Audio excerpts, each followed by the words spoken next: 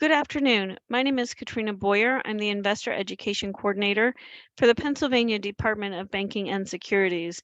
And I'm so happy to be here talking with you about how to make that retirement nest egg last. We are recording today's session, so kindly remain muted throughout today's session. If you have questions, you're free to put them in the chat. My preference is that you put them in the chat when you think of them, and I will go back and answer all the questions at the end of the session once we've stopped the recording. That way we keep a nice clean version of the recording, and that can be made available online, and we don't have to worry about breaking any rules or making anyone uncomfortable. So we will invite you to unmute yourself if you just want to have that that conversation, because sometimes that's easier than going through chat. So without further ado, I do want to go ahead and get started. Again, my name is Katrina Boyer. I'm the Investor Ed Coordinator for the Pennsylvania Department of Banking and Securities. Today's session is going to be sort of two parts. We're going to talk about how to make the money that we have last, and then we're going to talk about how to protect it from the criminals, because that's something that's really important. We can do all the things and protect and safeguard and make sure we only spend such, so much of a percent or whatever of our retirement funding. But if a criminal comes along and scams us out of our hard-earned money, we don't have time to make it back. And that can really put a damper on our livelihood. I've met people who have lost everything and ended up ultimately being dependent upon government benefits. And so it's important that we know how to protect ourselves from scams as well. So the first thing we want to think about is we need to know what the sources of income that we have coming in. For those of us who still have a pension, a defined amount of money that we can count on every month, that's part of your incoming sources of income. If you have retirement savings, IRAs, 401ks, Roth, different types of retirement, and then you may be able to draw Social Security. I know there are some federal government employees who get a federal pension, but they're not eligible for Social Security. State employees pay into both, so they get access to both. So it's important to know what income you're going to have coming in on a regular basis so that you know what you're working with. Because if you don't know what you're working with, you don't know what you can spend, right? So we also want to think about some of those non-traditional sources of income. Maybe you have money market accounts, or you bought your own stocks or bonds. Maybe you have money in a mutual fund. Those are some other investment incomes that you may not necessarily remember because you started them so long ago and it just became habit. Annuities is another product that we try to make sure that you keep in mind if you have access to one. But it's important that you understand annuities, because annuities are not necessarily an investment. The reality is that they are an insurance policy that often has the underlying money that's in the annuity is invested, but it's not an investment vehicle itself. It is an insurance product. So I always tell people to make sure before you decide to buy that annuity, make sure that you actually understand it.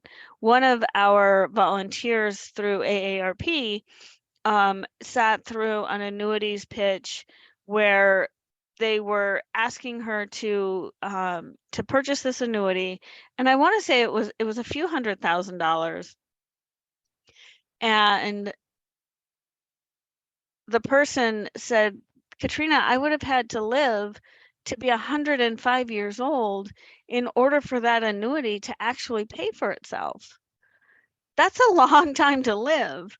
So it's important that we understand the terms and conditions of annuities. I'm not saying they're all bad. I'm just saying understand what you're getting into.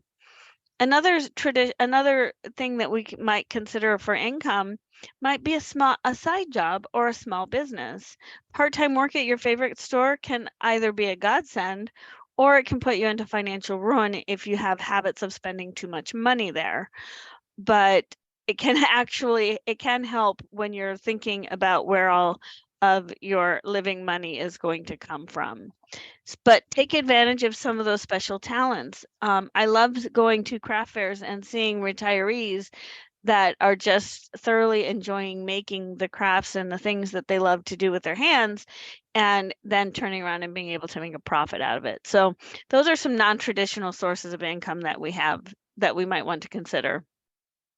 And so I want to talk about required minimum distributions because the first thing I always tell people is make sure that you don't get penalized for not taking that money.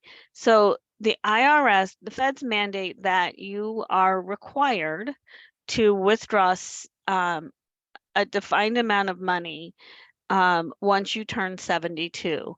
Now, there is some pending legislation that will say that's going to be sort of phased in through 2025.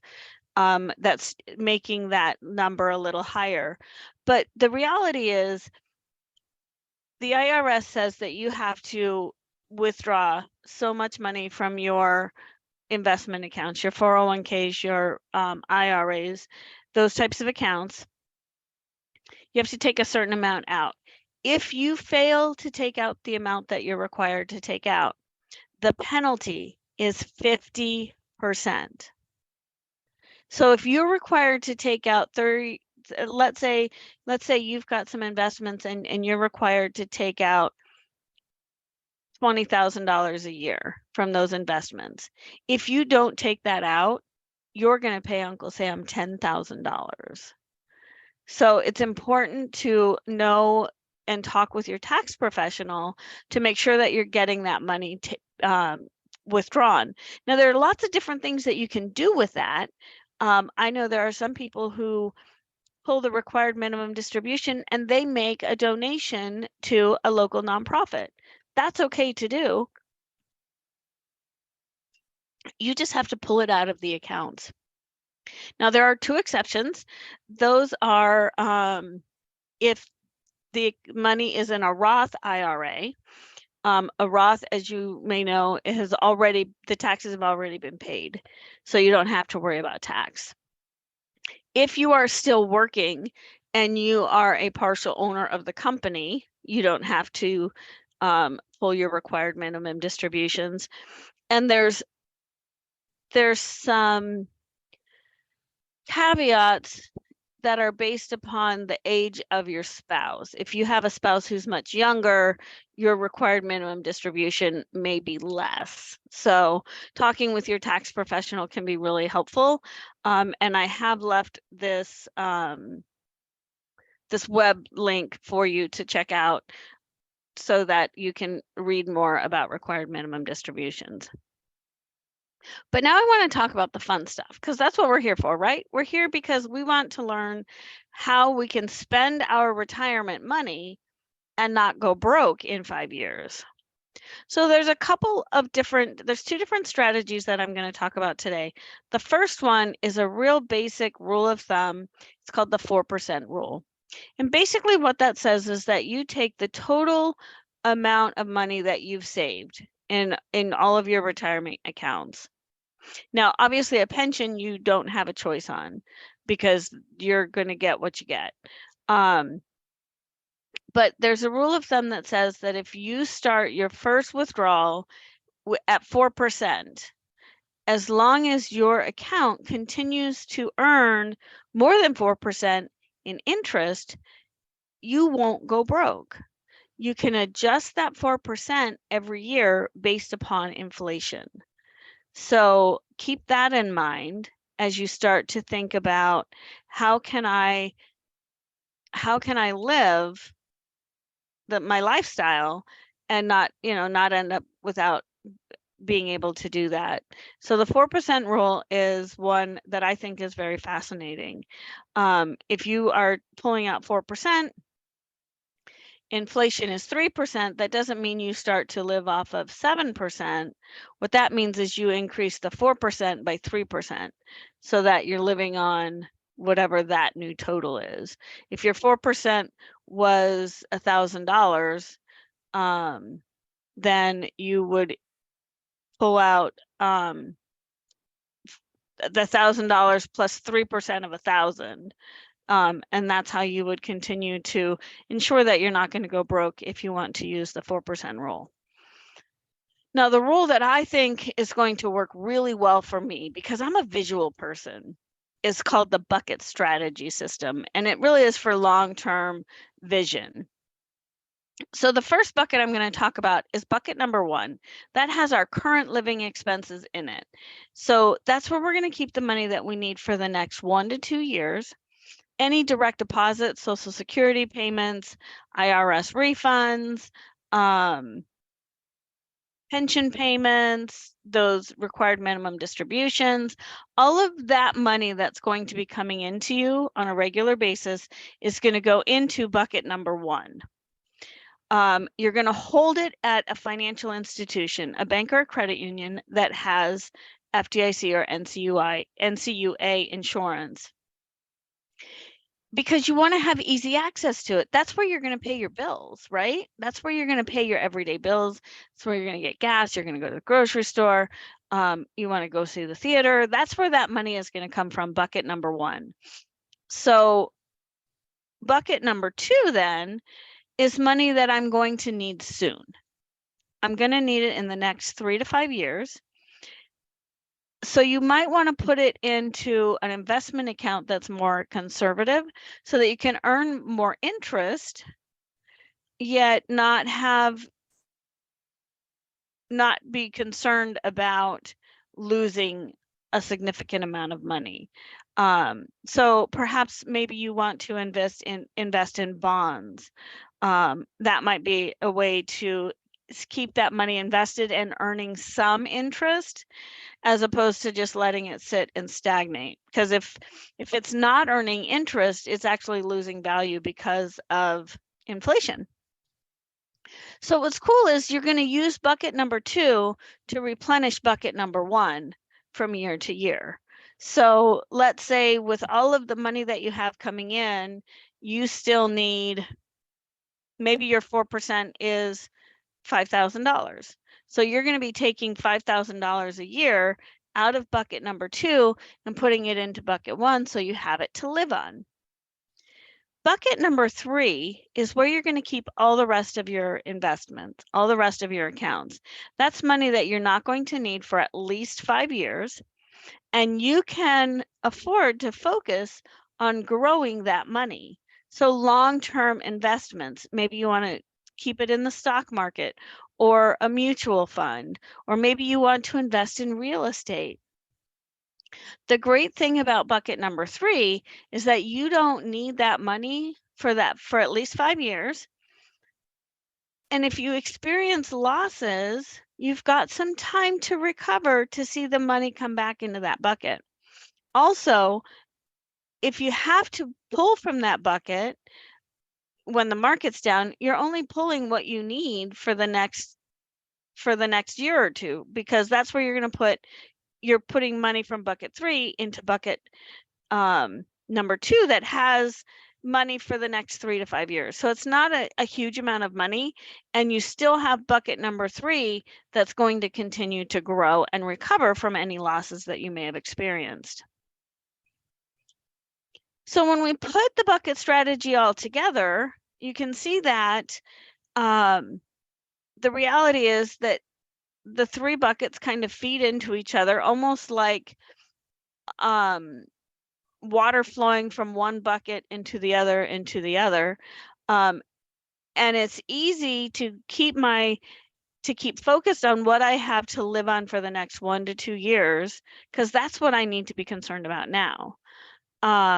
Those other buckets are there to fill the needs when they're a need. So that is my personal the strategy that to me makes sense. And like I said, I think it's because I'm a visual learner. But you can actually go to mycalculators.com and you can see the impact of different spend down rates. So I talked about the 4% rule. You can actually go to mycalculators.com, and if you want to put in 5% or 6% or whatever, not, whatever percentage you want to be able to live on and see how long it's going to last you, you just, from My Calculators, there is a tab, there's a button for retirement. And they have a bunch of retirement calculators. There's one that's for spend, it's called the spend down calculator, and it's actually very helpful. I was surprised when I was putting this presentation together and refreshing myself with it this earlier this week. I was surprised that a difference in 1% and 2% can really make a big difference in how long my retirement will last. So make sure you check that out. And then you can get information about taxes and how your retirement is going to impact your taxes. And you can learn more about required minimum distributions at irs.gov. But it's important that we get good advice as we age. And having a strong team that you trust in place before you really need them can be a godsend. So you want to make sure that you have a financial advisor or a counselor that can help you execute the plan that you have for your retirement. They may be a fiduciary, which means they're obligated to do what's in your best interest. If they're not a fiduciary, just know that they still have to offer you investments that are okay. That would be suitable. They just may not be in your absolute best interest. And when you hire that person, they have to tell you in writing about any potential conflicts. So if they get kickbacks from a specific company, they're going to have to tell you that in writing. But a financial advisor or counselor is going to help you protect your assets, which is ultimately what we're trying to do. An attorney is another good person to have on your team because they can help you with estate planning and helping you to provide for those individuals that you care about in a way that's going to be the most tax efficient that you can, whether it's giving them gifts, sporadically throughout the years, or, whatever makes sense for you. But you also want to have some other people on your teams. So doctors, your CPA, your tax professional, your insurance professional. Those are all people that are good to have on your team, because when things start to change as we age, having those team members already familiar with us can go a long way in making sure that what we want is executed. Sometimes, I talked about fiduciary and being required to act in your best interest.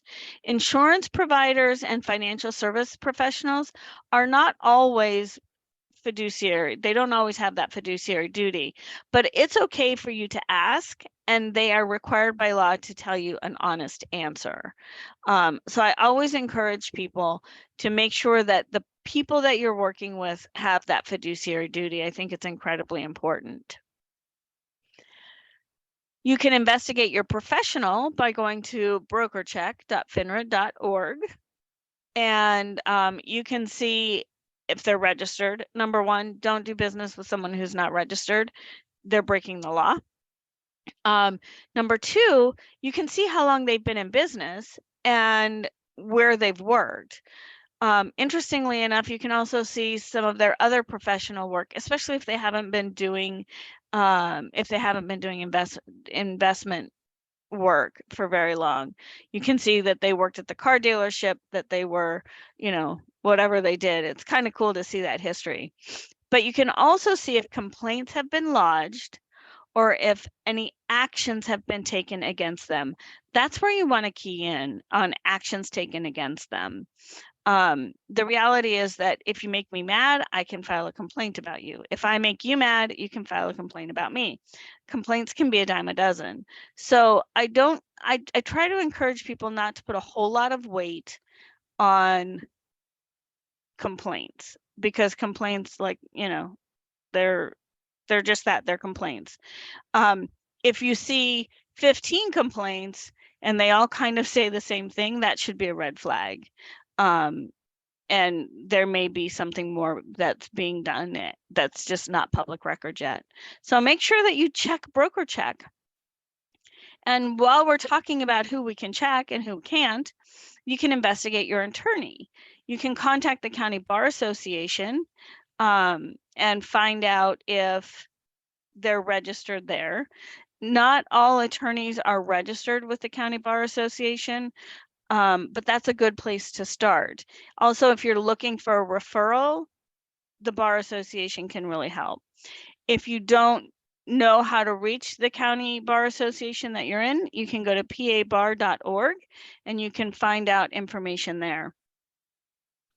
But what's really cool is you can find out if your attorney has had disciplinary action taken against them at padisciplinaryboard.org. Always good to know what kind of person that you're working with. They may feel like they're the greatest, but as we start to talk about scams, you're going to learn that sometimes scammers are really good at what they do.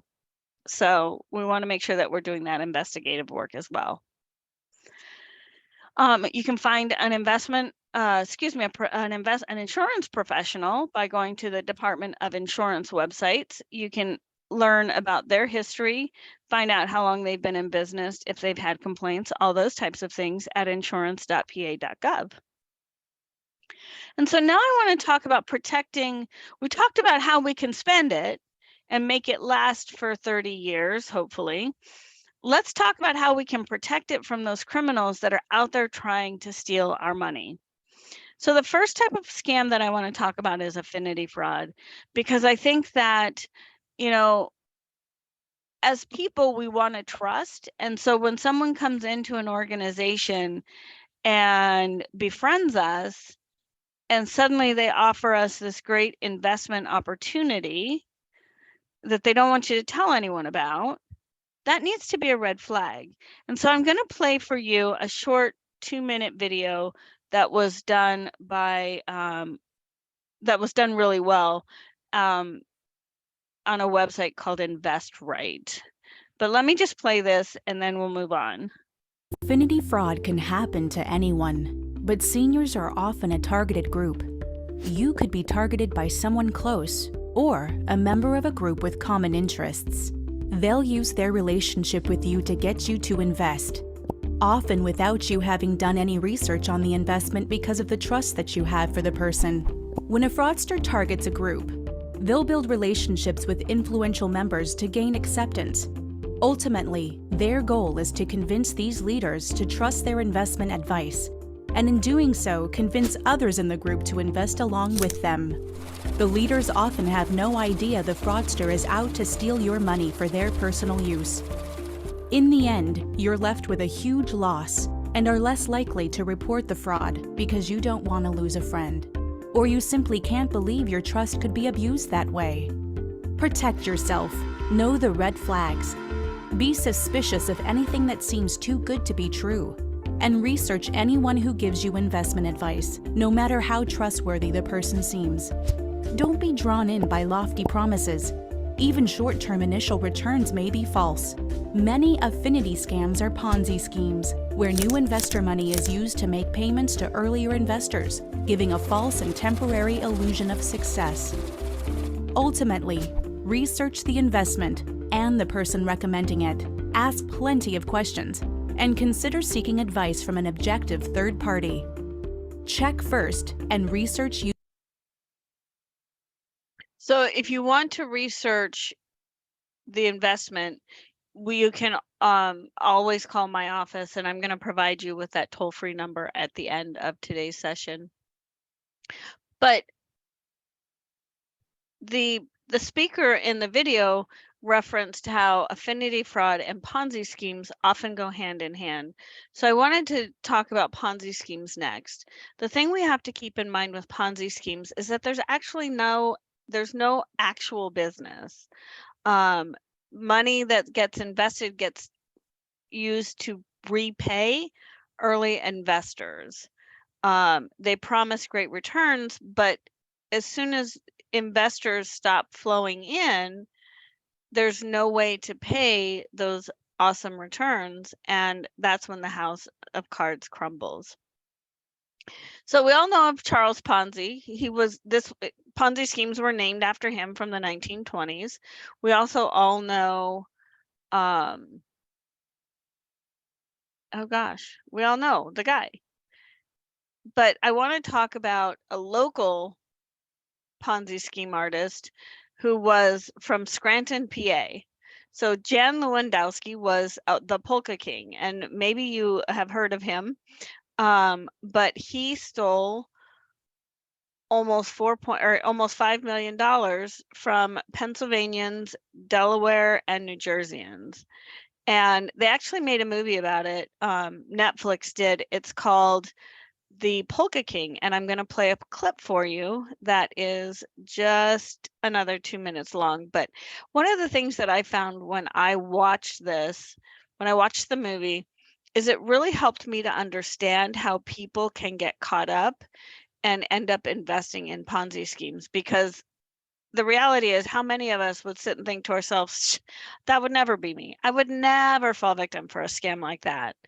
But after watching the show, after watching the movie, it made me realize the excitement that comes with it, and people don't want to miss out on that. So let's watch this clip, and then we'll move on. Now, Jan, you always have so much going on. You're constantly on the road with the band. You've got the store, the record label, the radio program, Jan Levon flavored vodka, and now Jan Levon European tours. Jan Levon always expanding. When I was little boy in Poland, all the times I dreaming of America. Your invest helped build all my business. You cannot go wrong with this man. He never stops. We went in. We all get rich. I heard that people are investing money with you. Yes, come see me at the show. Great job out there, Lonnie. We did real good manage today. Mr. Lewon, do you know why I'm here? Yes. It's very good investment to help build empire. Oh, no. I'm not here to invest. What you're doing is illegal. As of today, you have to give all that money back to your investors. Today or some other today? How I make all this money? We want to invest more in Jan Lewin show gifts. Something's going on. No, nothing on. Everything good. If you do anything to hurt this family, I will destroy you. Okay. Are you in trouble? No. I just need to fill out papers and forms. We're pulling our money out. Bribes are being alleged. This business stinks. You were greedy! You only have yourselves to blame! There's something very wrong with you!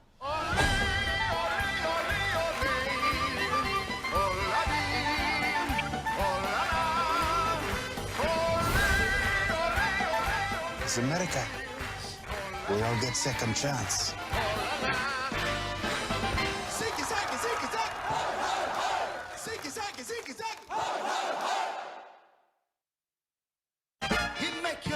So Jan stole close to $5 million.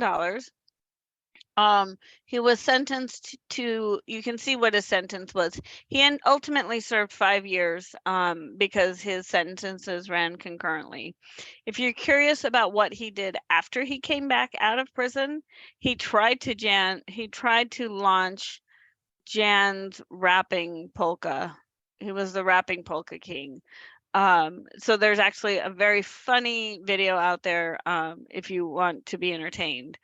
But, I think it's important to note that when you get excited about something and there's lots of excitement happening, we let our guard down and we are more likely to give up some of that. So it's important to understand that it's regular people that get wrapped up and sucked into something like this. There's another story, and I could tell stories all day, but there's a story of a woman and her husband who trusted their CPA. He had been their CPA for years.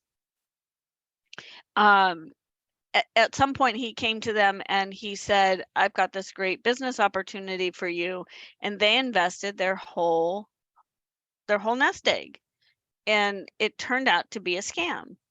And sadly, the couple now has had to go back to work. She's an ice skating instructor, and he makes crafts to sell at a local craft fair just so that they can make ends meet. That's the kind of people that are being frauded. They're everyday people just like you and I. So it's important that we're aware of these things.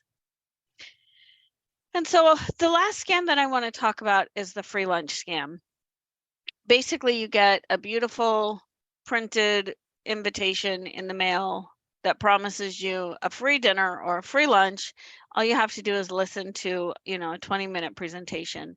And the reality is that meal may be the most expensive meal that you ever fall for, because they tell you that there's no sales. As soon as you get home, you may not even get home. You may not even get out to your car before you start getting calls from the salespeople who now want you to commit to buying whatever investment they're trying to tout.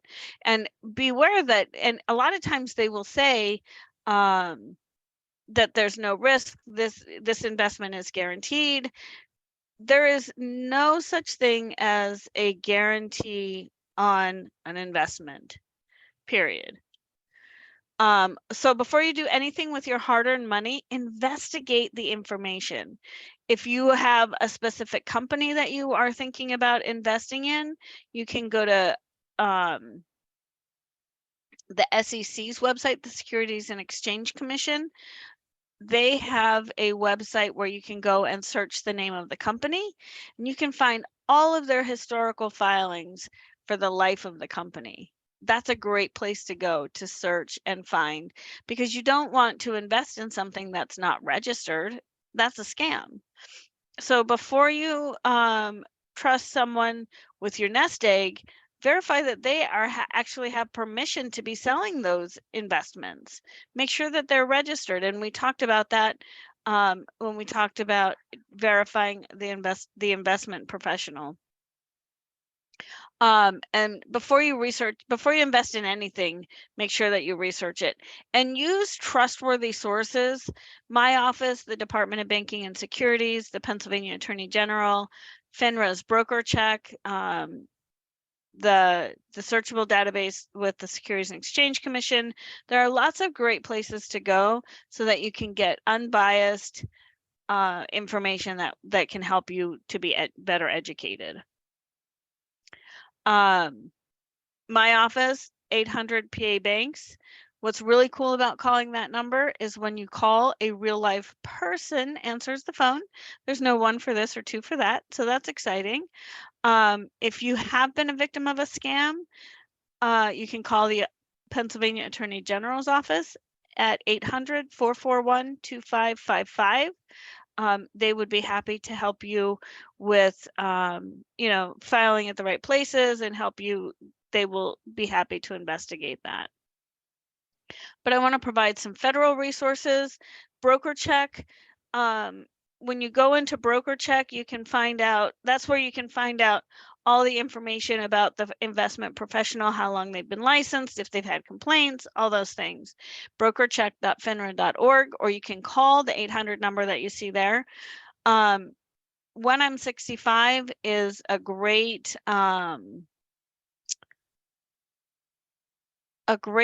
resource to watch, so you can go and learn more about investing and retirement planning. They have some really great videos. So wi65.org. It actually takes you to a PBS station now, a PBS channel now, but great resources. And then the Securities and Exchange Commission has investor.gov, where you can learn more about investing so that you make those wise and safe investments for your long-term goals. And you can also research the names of those companies that that you're considering investing in through that website. So that's investor.gov. So before we go to questions, I want to close with this slide. My name is Katrina Boyer. I'm the Investor Ed Coordinator at the Pennsylvania Department of Banking and Securities, and I would be happy to answer any questions that you may have. For those of you who are watching the recorded version, you may email me at katrboyer@pa.gov, or you may give me a call at 717-214-5565. I am traveling on the road pretty frequently now, so email is usually best, but if you leave me a message, if you leave me a voicemail, I will return your call as soon as I am able. With that, if we can stop the recording.